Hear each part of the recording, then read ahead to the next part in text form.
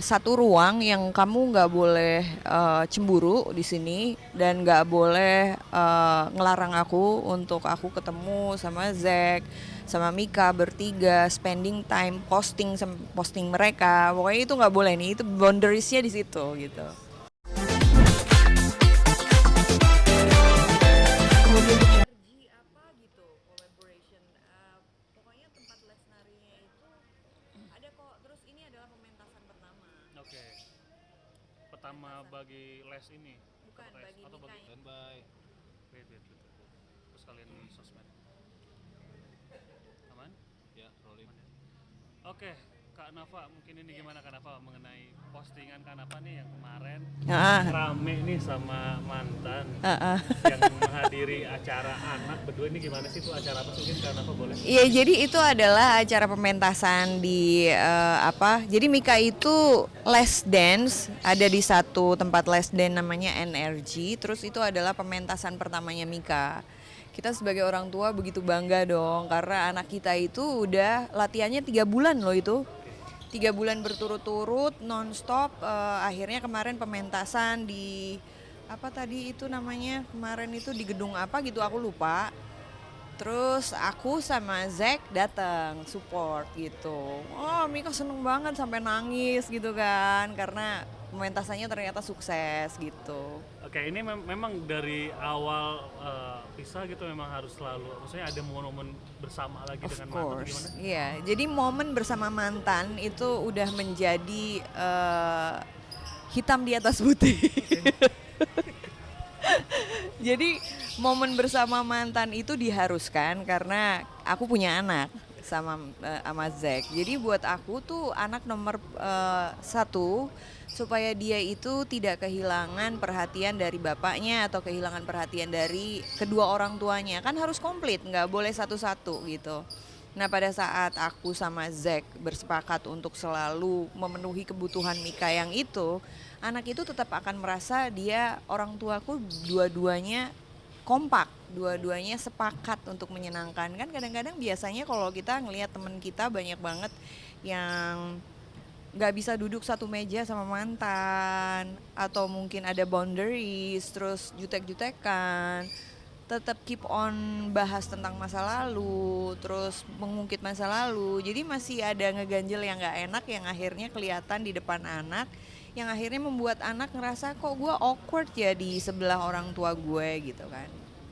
Makanya aku sama Zack itu bersepakat untuk kita itu bersepakat untuk melupakan masa lalu dan support anak dan menjadi sahabat. Gimana caranya? Kan banyak orang yang nanya, kok bisa? Begitu banyak hal-hal yang menyakitkan di masa lalu yang akhirnya lo gak perlu lagi untuk ngebahas itu, gak perlu ungkit-ungkit lagi, dan lo masih bisa bersahabat sama mantan lo. Well, sebenarnya itu kan bicara lagi soal keputusan. Apakah lo akan tetap menyimpan rasa sakit atau menyimpan luka batin atau pertengkaran masa lalu, lu bawa sampai ke sini yang akhirnya mejanya nggak akan pernah bersih. Jadi aku sepakat sama Zack untuk ngelupain semuanya dan kita fokus ke anak supaya Mika tetap bisa melihat keutuhan dari ibu sama bapaknya. Bahkan kita bercanda di depan Mika sampai Mika tuh ngakak-ngakak gitu. Oke. Tapi katanya sempat ada masih aja ada berantem dikit gitu dengan mantan tuh, gimana sih sebenarnya? Aku tuh sama Zack tuh pasti selalu ada berantemnya. Cuman kita tuh berantem itu nggak pernah lebih dari 1 hari. Nggak pernah lebih dari berapa jam juga nggak pernah gitu. Aku tuh berantem sama Zack, terus habis itu kita ngomong yang kita berantemin apa. Nanti kalau aku salah aku minta maaf, Zack salah dia langsung minta maaf. Habis itu kita lupa berantemnya. Kita nggak akan bahas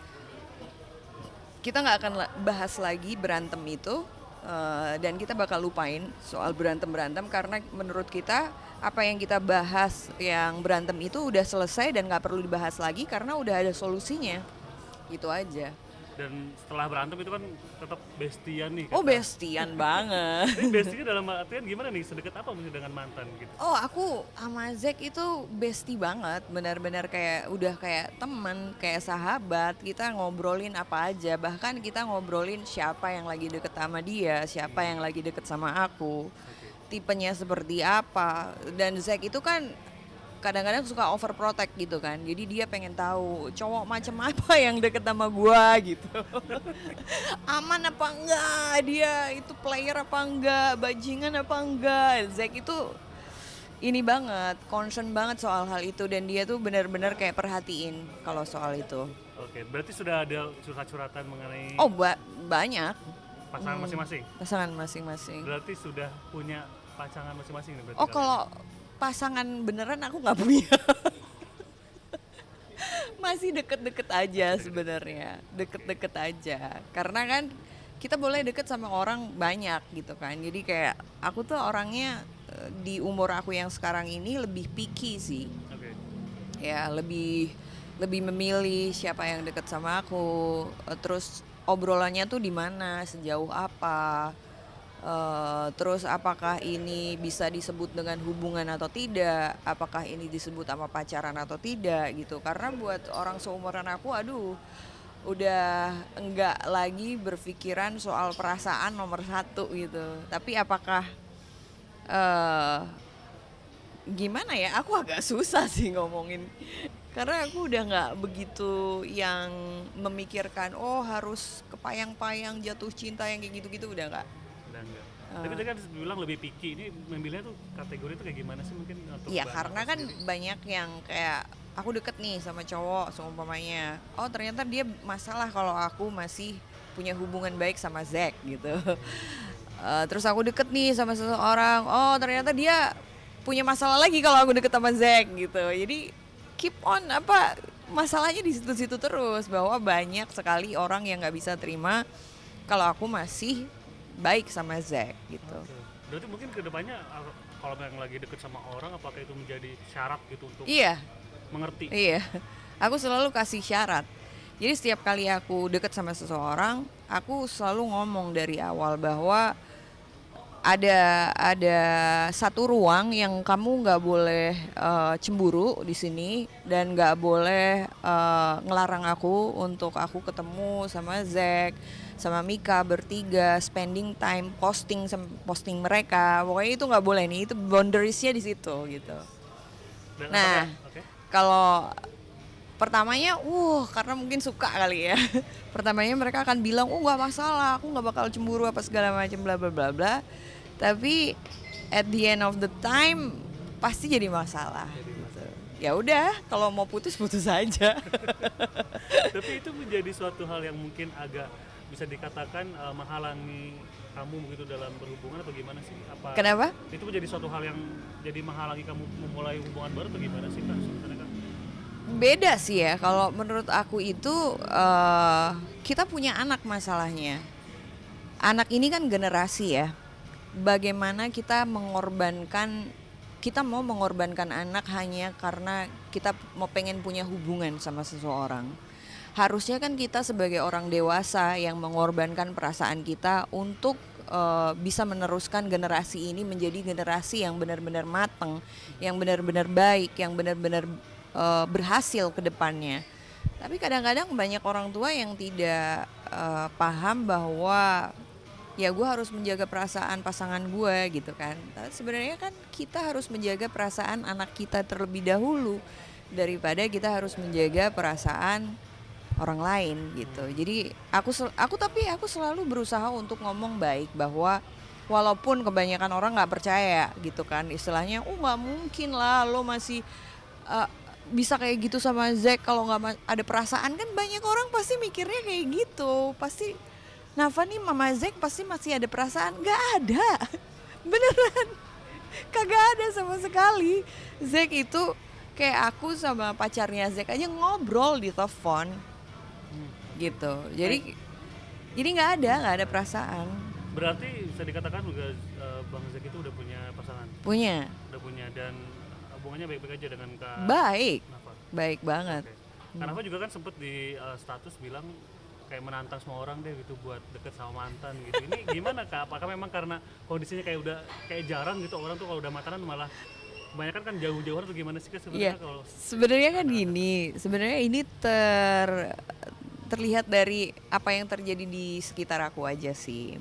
Kayak punya banyak teman, punya permasalahan, perceraian, tapi akhirnya mereka nggak bisa bestian sama mantannya. Akhirnya yang jadi korban tetap anak gitu kan. Jadi kayak mungkin nggak nantangin secara kasar, tapi lebih ke nantangin secara merangkul, kayak lebih yuk gitu. Dan sebagai pasangan-pasangan baru juga harusnya bisa lebih mengerti bahwa it's not just about apa kebutuhan anak aja, tapi bagaimana kita juga bisa berdamai sama mantan kita atau bisa berdamai, bisa bersatu, ngerangkul, bisa double date, itu kan lucu banget gitu. Dan anak kita bakal seneng ngelihatnya juga gitu. Atau mungkin biar ya biar bisa dikatakan eh, jadi normal lah gitu kan ya. Iya, iya, nggak perlu ada yang ditakutkan, nggak perlu ada yang dikhawatirkan ya, kecuali kalau mungkin mantannya masih punya perasaan, nah itu ya bolehlah tetap jaga jarak gitu. Tapi kalau bisa sama-sama saling mengerti, menghargai pasangan masing-masing, aku rasa itu suatu hal yang oke-oke aja. Oke. Kalau Bang Zee kan udah punya pasangan lah. Kalau Kak Rafa kan tadi masih deket-deket aja. Deket, Belum official berarti Kak ya? belum. Itu masih satu dunia hiburan kah atau mungkin beda profesi Kak? Beda profesi, ada satu, dua, yang deket banyak sih. Deket boleh lah. Tapi emang carinya pengen yang beda profesi atau gimana kan sebelumnya kan satu profesi ini Iya, gitu iya, atau mau iya. carinya yang beda profesi kah atau menjadi suatu Kan aku kriteria? aku udah jarang syuting jadi nggak pernah ketemu gitu. Hmm, Gitu. oke. Berarti akan maksudnya menjadi suatu kriteria nggak sih? Sebenarnya itu nggak masalah sih siapa aja ketemunya di mana gitu. Yang penting klik kalau aku. Nggak penting dia siapa, nggak penting dia bagaimana. Yang penting nyambung ngomongnya, klik sama aku dan ada chemistry-nya. Jadi lebih asik aja. Jadi belum ada target untuk menikah. Oh, aku mungkin. nggak memikirkan soal nikah. Jauh. Masih enjoy the Masih enjoy. Oke, Enjoy. Kak, kalau mengenai tadi kan ini kan kalian berdua datang di acara anak nih yang melakukan apa namanya show pertamanya Iya. gitu Kak. Emang gimana sih Kak support dari Kakak dan Bang Jack sendiri berdua? Ini apa sih support dari untuk anak tuh apa mungkin? Support buat anak itu yaitu kebersamaan. Kayak kemarin aku sama Mika sama Zack pergi ke BSD bertiga gitu karena Mika lagi mau beli something buat diving gitu kan. Ya udah kita pergi bertiga. Terus habis itu adek mau kemana? Makan bareng mami, pengen makan seafood. Ya udah kita makan seafood bertiga. Terus habis itu mami, Mika mau shopping karena dia kan lagi baru-barunya suka beli lip tint lah apa gitu, anak cewek. Jadi ya belanja bareng. Itu kebersamaan aja selama satu harian penuh itu bikin dia itu tidurnya nyenyaknya bukan main. Oke.